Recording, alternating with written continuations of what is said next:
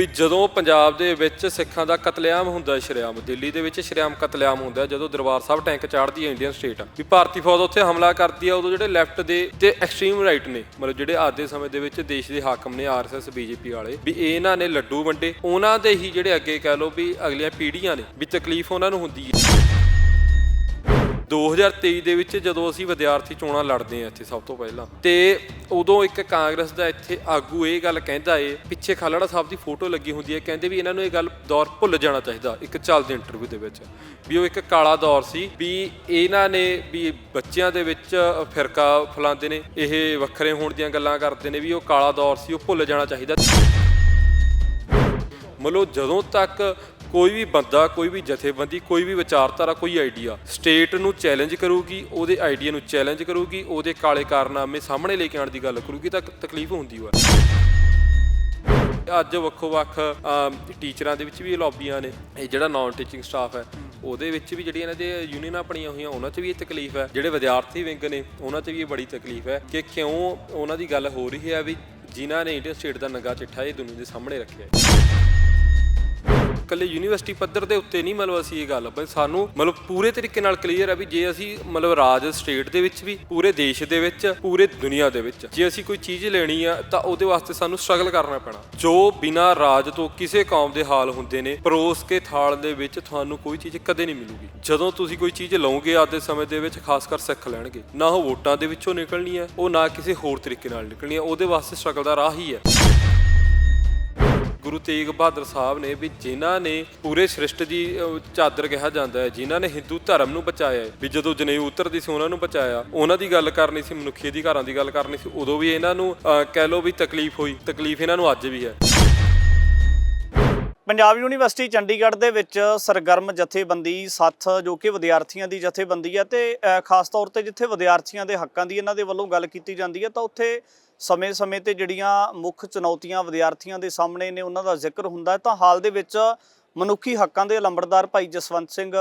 ਖਾਲੜਾ ਦੇ ਸਬੰਧ ਵਿੱਚ ਜਿਹੜੀ ਇੱਕ ਡਿਮਾਂਡ ਰੱਖੀ ਗਈ ਹੈ ਯੂਨੀਵਰਸਿਟੀ ਪ੍ਰਸ਼ਾਸਨ ਦੇ ਸਾਹਮਣੇ, ਜਾਂ ਜਿਹੜੇ ਇੱਥੋਂ ਦੇ ਵਾਈਸ ਚਾਂਸਲਰ ਨੇ ਉਹਨਾਂ ਦੇ ਸਾਹਮਣੇ, ਤਾਂ ਮੁੱਖ ਤੌਰ ਤੇ ਡਿਮਾਂਡਸ ਕੀ ਨੇ, ਹੋਰ ਕਿਹੜੇ-ਕਿਹੜੇ ਮੁੱਦਿਆਂ ਨੂੰ ਲੈ ਕੇ ਚੱਲ ਰਿਹਾ, ਗੱਲਬਾਤ ਕਰ ਲੈਣੇ। ਸਾਡੇ ਨਾਲ ਸੱਥ ਜਥੇਬੰਦੀ ਤੋਂ ਦਰਸ਼ਪ੍ਰੀਤ ਸਿੰਘ ਆ, ਗੱਲਬਾਤ ਕਰਦੇ ਵੀਰੇ। ਵਾਹਿਗੁਰੂ ਜੀ ਕਾ ਖਾਲਸਾ। ਵਾਹਿਗੁਰੂ ਜੀ ਕਾ ਖਾਲਸਾ, ਵਾਹਿਗੁਰੂ ਜੀ ਕੀ ਫਤਿਹ। ਬਾਈ ਸਭ ਤੋਂ ਪਹਿਲਾਂ ਤਾਂ ਸਵਾਲ ਇਹ ਕਿ ਜਿਹੜੀ ਭਾਈ ਖਾਲੜਾ ਸਾਹਿਬ ਦੇ ਸਬੰਧ ਵਿੱਚ ਵਾਈਸ ਚਾਂਸਲਰ ਦੇ ਸਾਹਮਣੇ ਤੁਸੀਂ ਮੰਗ ਰੱਖ ਕੇ ਆਏ ਹੋ, ਇਹ ਕਿਹੜੀ ਡਿਮਾਂਡ ਹੈ ਇੱਦਾਂ ਦੀ ਕਿ ਜਿਹੜੀ ਤੁਸੀਂ ਮੰਗ ਦਾ ਜ਼ਿਕਰ ਕਰਕੇ ਆਏ ਹੋ? ਇਹ ਨਾ ਆਪਾਂ ਮਤਲਬ ਯੂਨੀਵਰਸਿਟੀ ਦੇ ਵਿੱਚ ਦੇਖੀਏ ਕਿ ਅੱਡੋ-ਅੱਡ ਡਿਪਾਰਟਮੈਂਟ ਨੇ ਤੇ ਅੱਡੋ-ਅੱਡ ਚੇਅਰਾਂ ਨੇ, ਤੇ ਇਹਦੇ ਵਿੱਚ ਹੁਣ ਦੇਖੀਏ ਜਿਵੇਂ ਇੱਥੇ ਡਿਪਾਰਟਮੈਂਟ ਆਫ ਲਾਜ਼ ਹੈ, ਜਿੱਥੇ ਮਤਲਬ LLB ਦੀ ਪੜ੍ਹਾਈ ਹੁੰਦੀ ਹੈ, ਉਹਦਾ ਡਿਪਾਰਟਮੈਂਟ ਦਾ ਨਾਮ ਹੈਗਾ ਡਾਕਟਰ BR ਅੰਬੇਡਕਰ ਹਾਲ, ਠੀਕ ਹੈ ਜੀ। ਮਤਲਬ ਇੱਥੇ ਭਗਤ ਸਿੰਘ ਹਾਲ ਹੈ,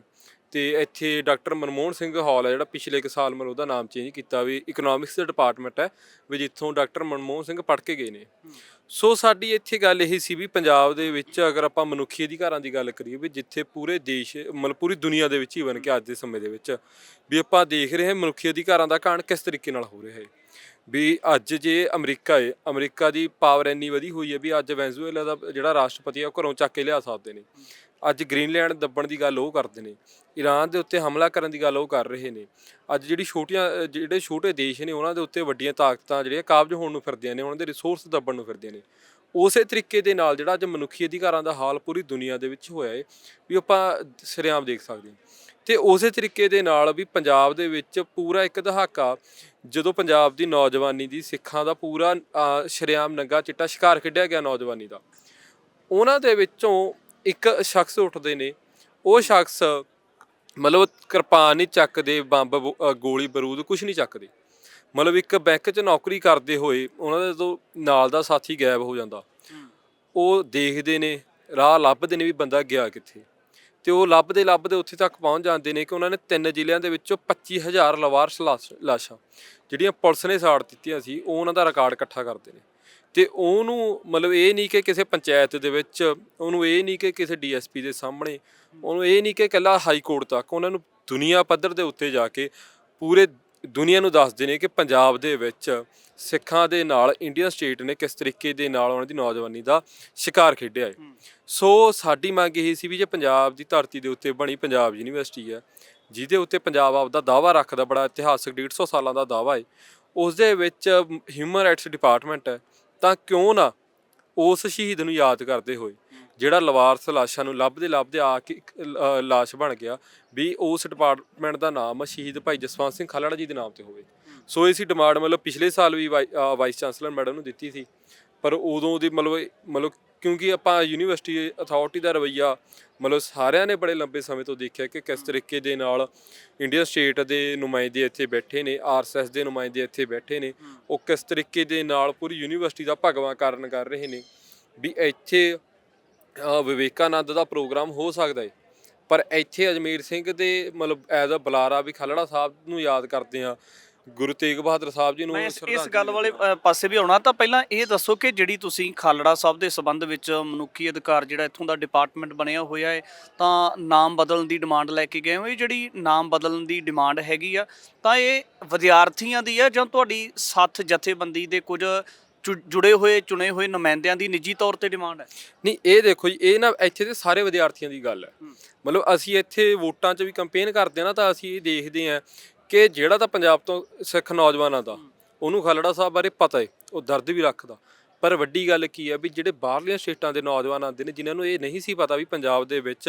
ਵੀ 80 ਤੇ 90 ਦੇ ਦਹਾਕੇ 'ਚ ਕੀ ਹੋਇਆ, ਉਹ ਜਦੋਂ ਪੜ੍ਹਦੇ ਨੇ, ਉਹ ਜਦੋਂ ਸੁਣਦੇ ਨੇ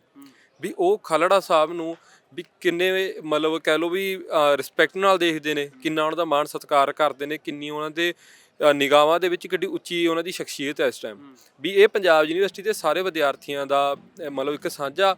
ਮਤਲਬ ਉਹਦੀ ਮਨ ਦੀ ਇੱਛਾ ਹੈ ਕਿ ਇਹੋ ਜਿਹੇ ਮਨੁੱਖਾਂ ਦਾ ਜਿਨ੍ਹਾਂ ਦੀ ਦੇਣ ਇਸ ਖਿੱਤੇ ਨੂੰ ਹੈਗੀ ਹੈ, ਇਸ ਕੌਮ ਨੂੰ ਹੈਗੀ ਹੈ, ਜਿਨ੍ਹਾਂ ਨੇ ਇਸ ਖਿੱਤੇ ਨੂੰ ਆਬਾਦ ਕੀਤਾ ਹੈ, ਵੀ ਉਸ ਖਿੱਤੇ 'ਚ ਵਸਦੀ ਯੂਨੀਵਰਸਿਟੀ ਦੇ ਇੱਕ ਡਿਪਾਰਟਮੈਂਟ ਦਾ ਨਾਮ ਉਹਨਾਂ ਦੇ ਨਾਮ ਤੋਂ ਹੋਣਾ ਚਾਹੀਦਾ ਹੈ। ਪਿਛਲੇ ਸਾਲ ਵੀ ਤੁਸੀਂ ਇਹ ਮੰਗ ਲੈ ਕੇ ਗਏ ਸੀ, ਹੁਣ ਵੀ ਤੁਸੀਂ ਜਾ ਕੇ ਆਏ ਹੋ, ਤਾਂ ਵਾਈਸ ਚਾਂਸਲਰ ਸਾਹਿਬ ਦਾ ਰੁਖ ਕਿੱਦਾਂ ਦਾ ਹੈ? ਕੀ ਵਿਸ਼ਵਾਸ ਦਵਾਇਆ ਉਹਨਾਂ ਨੇ?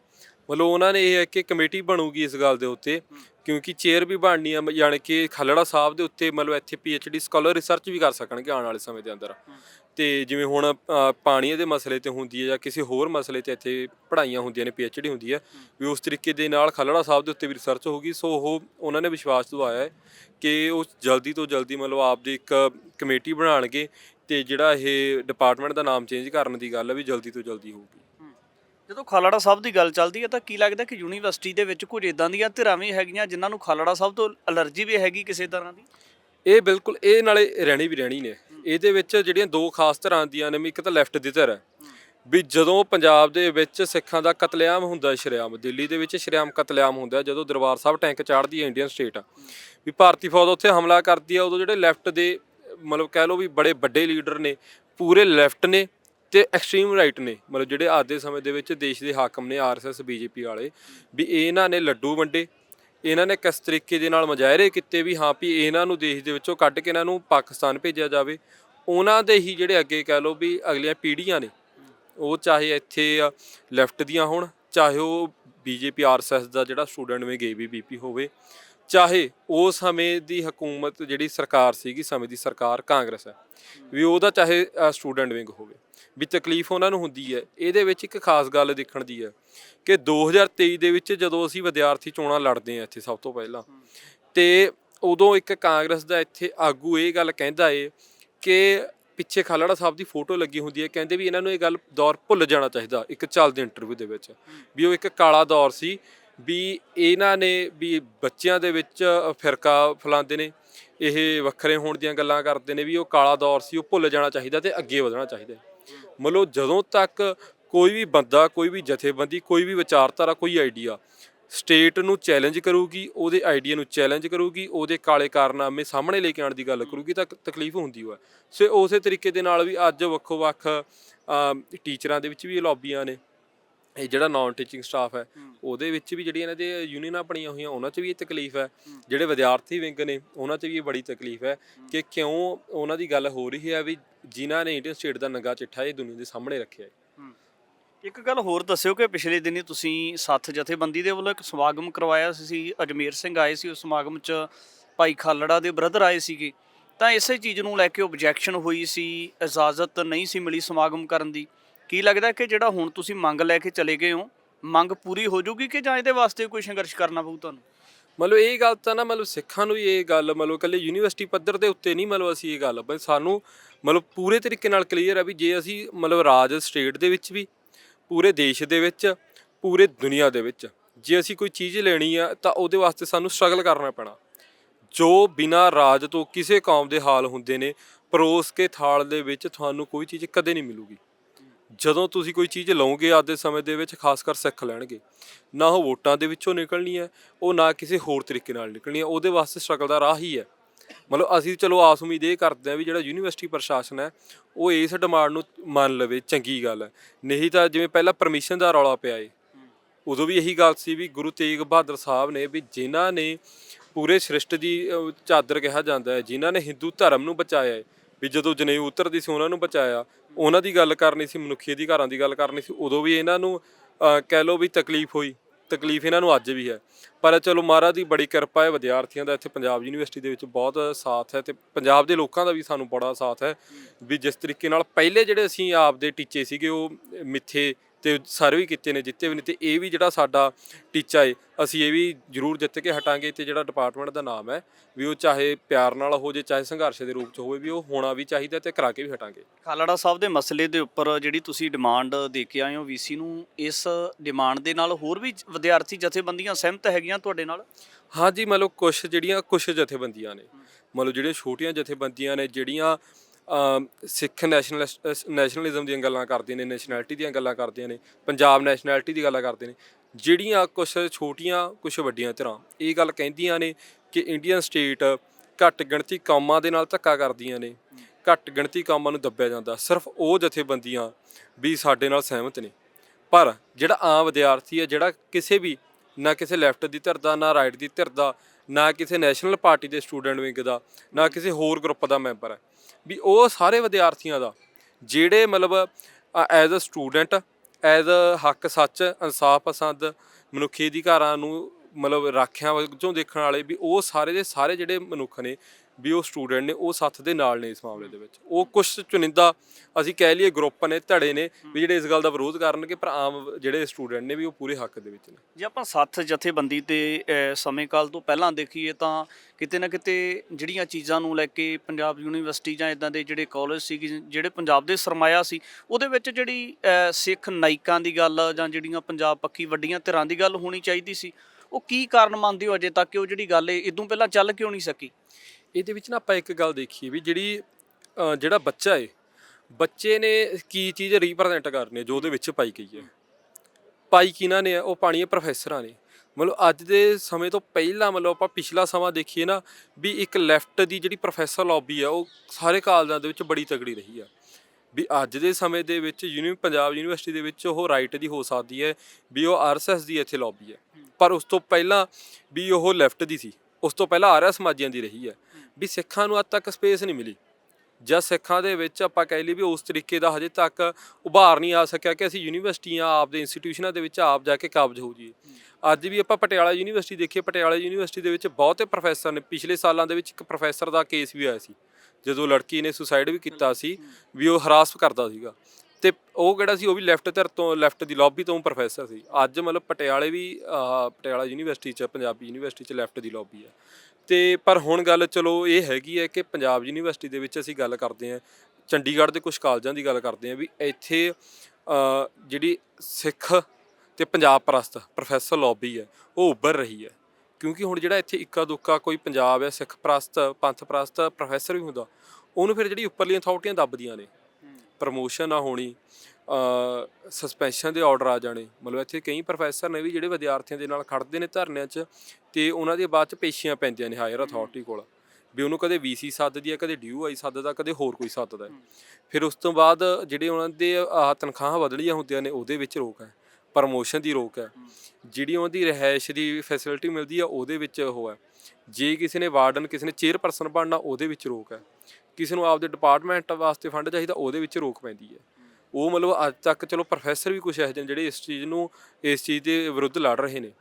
ਪਰ ਇਹ ਆ ਵੀ ਹੁਣ ਦੇ ਸਮੇਂ ਦੇ ਵਿੱਚ ਉਹ ਉਭਾਰ ਆ ਰਿਹਾ ਹੈ। ਤੇ ਸਾਨੂੰ ਲੱਗਦਾ ਵੀ ਆਉਣ ਵਾਲੇ ਸਮੇਂ ਦੇ ਵਿੱਚ ਜਿਹੜੀ ਅਗਲੀਆਂ ਆਪਾਂ ਗੱਲ ਕਰੀਏ ਵੀ 10-15 ਸਾਲ ਦੀ ਜਿਹੜੀ ਅੱਗੇ ਪ੍ਰੋਫੈਸਰ ਲੌਬੀ ਹੋਊਗੀ ਤੇ ਯੂਨੀਵਰਸਿਟੀਆਂ ਦੇ ਵਿੱਚ, ਵੀ ਉਹ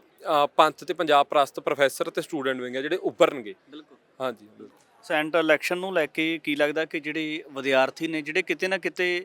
ਸੱਥ ਜਥੇਬੰਦੀ ਦੇ ਪੰਜਾਬ ਯੂਨੀਵਰਸਿਟੀ ਦੇ ਵਿੱਚ ਸਰਗਰਮ ਹੋਣ ਤੋਂ ਬਾਅਦ ਇੰਟਰਸਟ ਰੱਖਦੇ ਨੇ ਕਿ ਸਾਨੂੰ ਪੰਜਾਬ ਦੀ ਜਾਂ ਪੰਥ ਦੀ ਗੱਲ ਕਰਨ ਵਾਲੇ ਵਿਦਿਆਰਥੀਆਂ ਦੀ ਲੋੜ ਹੈ, ਆਉਣ ਵਾਲੇ ਸਮੇਂ ਦੇ ਵਿੱਚ ਇਦਾਂ ਦੀਆਂ ਬਹੁਤ ਸਾਰੀਆਂ ਚੀਜ਼ਾਂ ਕਰਨ ਦੀ ਲੋੜ ਹੈ, ਉਹਨਾਂ ਵਾਸਤੇ ਮੈਸੇਜ ਕੀ ਹੈ? ਉਹਨਾਂ ਵਾਸਤੇ ਸਭ ਤੋਂ ਵੱਡਾ ਸਾਡਾ ਮੈਸੇਜ ਇਹ ਹੈ ਵੀ ਇਸ ਸਮੇਂ ਅਸੀਂ ਐਜ਼ ਅ ਸਟੂਡੈਂਟ ਇੱਥੇ ਵਿਚਰ ਰਹੇ ਹਾਂ ਤੇ ਇੱਥੇ ਸੰਘਰਸ਼ ਕਰ ਰਹੇ ਹਾਂ। ਹੁਣ ਸਮਾਂ ਉਹ ਆ ਚੁੱਕਿਆ ਵੀ ਜਿਹੜਾ ਢਾਂਚਾ, ਜਿਹੜੇ ਢਾਂਚੇ ਦੇ ਵਿਰੁੱਧ ਅਸੀਂ ਲੜਦੇ ਹਾਂ, ਉਸ ਢਾਂਚੇ ਦੇ ਵਿੱਚ ਵੜਨ ਦਾ ਮੌਕਾ ਮਿਲ ਰਿਹਾ ਹੈ। ਵੀ ਬੜੇ ਲੰਬੇ ਸਮੇਂ ਦਾ ਅਸੀਂ ਸਟਰਗਲ ਕੀਤਾ ਹੈ ਸੈਨੇਟ ਚੋਣਾਂ ਬਹਾਲ ਕਰਾਉਣ ਦਾ, ਵੀ ਇਸ ਵਾਰ 20 ਸਤੰਬਰ 2026 ਨੂੰ ਵੀ ਸੈਨੇਟ ਦੀਆਂ ਚੋਣਾਂ ਹੋਣਗੀਆਂ, ਉਹਦੇ ਵਿੱਚ ਸੱਥ ਵੀ ਹਿੱਸੇਦਾਰੀ ਲੈ ਰਹੀ ਹੈ। 15 ਮੈਂਬਰਾਂ ਦੇ ਵਿੱਚੋਂ ਇੱਕ ਮੈਂਬਰ ਅਸੀਂ ਚਾਹੁੰਦੇ ਹਾਂ ਕਿ ਸੱਥ ਦਾ ਉੱਥੇ ਬੈਠੇ ਜਾ ਕੇ ਇਲੈਕਟ ਹੋ ਕੇ, ਤਾਂ ਕਿ ਅੰਦਰ ਬੈਠ ਕੇ ਵਿਦਿਆਰਥੀਆਂ ਦੀ, ਗਰੀਬ ਬੱਚਿਆਂ ਦਾ, ਵੀ ਜਿਨ੍ਹਾਂ ਦੀ ਫੀਸਾਂ ਦਾ ਚੱਕਰ ਪੈਂਦਾ, ਪੜ੍ਹਾਈ ਨਹੀਂ ਕਰ ਪਾਉਂਦੇ, ਪੰਜਾਬ ਦੇ ਉਹੋ ਜਿਹੇ ਪੜ੍ਹਾਈ ਦੇ ਨੁਕਤੇ, ਵੀ ਜਿਵੇਂ ਅੱਜ ਨਿਊ ਐਜੂਕੇਸ਼ਨ ਪਾਲਿਸੀ ਇੱਥੇ ਲਿਆ ਕੇ ਇੱਥੇ ਕਿਸ ਗੱਲ ਤੇ PhDਆਂ ਹੁੰਦੀਆਂ ਨੇ, ਗੋਬਰ ਤੇ, ਇੱਥੇ PhD ਹੁੰਦੀ ਹੈ ਹਵਨ ਦੇ ਉੱਤੇ, ਇੱਥੇ ਨਾਨ ਸਾਇੰਟੀਫਿਕ ਰਿਸਰਚਾਂ ਹੋ ਰਹੀਆਂ ਨੇ, ਵੀ ਉਹੋ ਜਿਹੀਆਂ ਚੀਜ਼ਾਂ ਨੂੰ ਸਾਈਡ ਕਰੀਏ। ਇੱਥੇ ਪੰਥ ਪੰਜਾਬ ਦਾ ਝੰਡਾ ਬੁਲੰਦ ਕਰਨ ਦਾ ਇੱਕ ਮੌਕਾ ਮਿਲਿਆ ਸੈਨੇਟ ਦੇ ਥਰੂ, ਤੇ ਉਹਦੇ ਵਿੱਚ ਮਤਲਬ ਵੋਟਾਂ ਜਿਹੜੀਆਂ ਬਣਨੀਆਂ ਸ਼ੁਰੂ ਹੋਈਆਂ ਹੋਈਆਂ ਨੇ, ਤੇ 23 ਫਰਵਰੀ 2026 ਉਹਦੀ ਆਖਰੀ ਡੇਟ ਹੈ, ਵੀ ਉਦੋਂ ਤੱਕ ਹੀ ਨਵੀਆਂ ਵੋਟਾਂ ਬਣਨਗੀਆਂ। ਸੋ ਅਸੀਂ ਸਾਰਿਆਂ ਨੂੰ ਇਹ ਬੇਨਤੀ ਵੀ ਕਰਾਂਗੇ ਕਿ ਜਿਨ੍ਹਾਂ ਦੀ ਗ੍ਰੈਜੂਏਸ਼ਨ, ਕੋਈ BA BCom BBA, ਕੋਈ ਵੀ ਇਹੋ ਜਿਹੀ ਗ੍ਰੈਜੂਏਸ਼ਨ 2020 ਤੋਂ ਪਹਿਲਾਂ ਹੋਈ ਹੈ ਪੰਜਾਬ ਯੂਨੀਵਰਸਿਟੀ ਤੇ ਇਹਦੇ ਐਫੀਲੇਟਡ ਕਿਸੇ ਵੀ ਕਾਲਜ ਤੋਂ, ਉਹਦੀ ਵੋਟ ਬਣ ਸਕਦੀ ਹੈ। ਜਿਹਨੇ MA 2025 'ਚ ਮਤਲਬ ਪਿਛਲੇ ਸਾਲ ਤੋਂ ਪਹਿਲਾਂ ਜਿਹਦੀ MA ਹੋਈ ਹੈ, ਉਹਦੀ ਵੀ ਵੋਟ ਬਣ ਸਕਦੀ ਹੈ, ਤੇ ਜਿਹੜੇ ਬੰਦੇ PhD ਕਰਦੇ ਨੇ ਉਹਨਾਂ ਦੀ ਵੀ ਵੋਟ ਬਣ ਸਕਦੀ ਹੈ। ਸੋ ਅਸੀਂ ਇਹਨਾਂ ਤਿੰਨਾਂ ਜਿਹੜੇ ਮਤਲਬ ਕੈਟੇਗਰੀਆਂ ਦੇ ਸਾਬਕਾ ਵਿਦਿਆਰਥੀ ਨੇ, ਉਹਨਾਂ ਨੂੰ ਅਸੀਂ ਬੇਨਤੀ ਕਰਦੇ ਹਾਂ ਕਿ ਵੱਧ ਤੋਂ ਵੱਧ ਵੀ ਸਾਡੇ ਨਾਲ ਸੰਪਰਕ ਕਰਕੇ ਵੀ ਸੈਨੇਟ ਦੀਆਂ ਆਪਾਂ ਵੋਟਾਂ ਬਣਾਈਏ, ਤਾਂ ਕਿ ਆਪਾਂ ਉਸ ਵੋਟਾਂ ਦੇ ਵਿੱਚ ਆਪਣੀ ਜਿੱਤ ਵੀ ਹਾਸਲ ਕਰੀਏ, ਤੇ ਕੱਲ੍ਹ ਨੂੰ ਜਿਹੜੇ ਵਿਦਿਆਰਥੀਆਂ ਦੇ, ਪੰਜਾਬ ਪ੍ਰਸਤ ਵਿਦਿਆਰਥੀਆਂ ਦੇ, ਆਪਣੇ ਖਿੱਤੇ ਦੇ, ਆਪਦੇ ਯੂਨੀਵਰਸਿਟੀ, ਆਪਦੇ ਇੰਸਟੀਟਿਊਸ਼ਨਾਂ ਦੇ ਜਿਹੜੇ ਫੈਸਲੇ ਨੇ ਉਹ ਆਪ ਕਰ ਸਕੀਏ। ਬਿਲਕੁਲ। ਤਮਾਮ ਸਾਰੇ ਸਵਾਲਾਂ ਨੂੰ ਲੈ ਕੇ ਸਾਥ ਜਥੇਬੰਦੀ ਦੇ ਕਾਰਕੁਨ ਦਰਸ਼ਪ੍ਰੀਤ ਸਿੰਘ ਦੇ ਨਾਲ ਗੱਲਬਾਤ ਕੀਤੀ ਆ, ਤਾਂ ਭਵਿੱਖ ਦੇ ਵਿੱਚ ਵੀ ਤਮਾਮ ਸਾਰੀ ਜਿਹੜੀ ਗੱਲਬਾਤ ਹੈ ਉਹ ਵੀ ਤੁਹਾਡੇ ਦਰਮਿਆਨ ਵੱਖ-ਵੱਖ ਵਿਸ਼ਿਆਂ ਦੇ ਉੱਪਰ ਲੈ ਕੇ ਹਾਜ਼ਰ ਹੁੰਦੇ ਰਹਾਂਗੇ। ਧੰਨਵਾਦ।